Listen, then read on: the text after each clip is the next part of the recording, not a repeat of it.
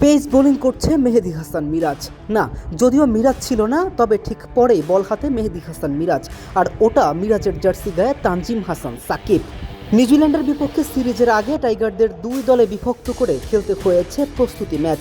Batting, bowling, fielding সব বিভাগেই নিজেদেরকে ঝালিয়ে নিয়েছে টাইগার ক্রিকেটারেরা।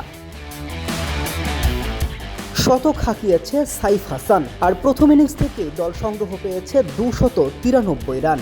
আধুনিক ক্রিকেটে হাই স্কোরিং ম্যাচ, দলীয় বড় সংগ্রহ, যা ভক্তদের কাছে অত্যন্ত গ্রহণযোগ্য।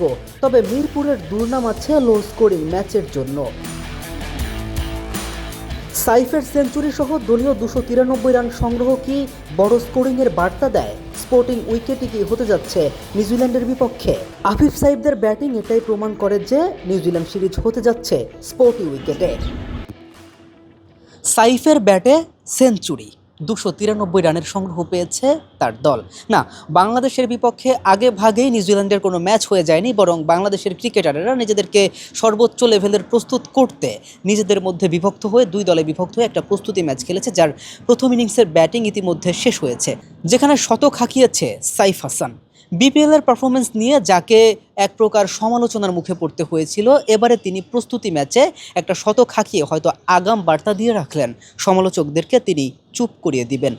এই ম্যাচটা, এই ইনিংসটা যদি মূল ম্যাচে খেলতে পারে, নিঃসন্দেহে সেটা বাংলাদেশের জন্য খুব ভালো কিছু বয়ে আনবে। দলের জয় নিশ্চিত হতে পারে। বাংলাদেশের হয়ে এত ভালো একটা পারফরমেন্স তাকে আবার সেই এশিয়া কাপে যে জায়গাটা তিনি অর্জন করেছিলেন সেই জায়গাটায় বসিয়ে দিতে পারে, এবং তিনি আবারও বাংলাদেশের ভক্ত সমর্থকদের চোখের মণি হয়ে উঠতে পারেন। ক্রিকেটারদের ভাষাটা তো এমনই হওয়া উচিত। আর অন্যদিকে ক্রিকেট কিন্তু ক্রিকেটের গতিতে চলছে। ক্রিকেটের বাইরে কমিটি ব্যাপক একটা পরিবর্তন এসেছে, তবে মাঠের ক্রিকেটে সেই পরিবর্তনটা দেখতে চায় ভক্তরা। ইতিমধ্যে নিউজিল্যান্ডের প্রথম ধাপে 3 জন ক্রিকেটার বাংলাদেশে এসে পৌঁছেছে, বাকিরা পৌঁছবে রাতে।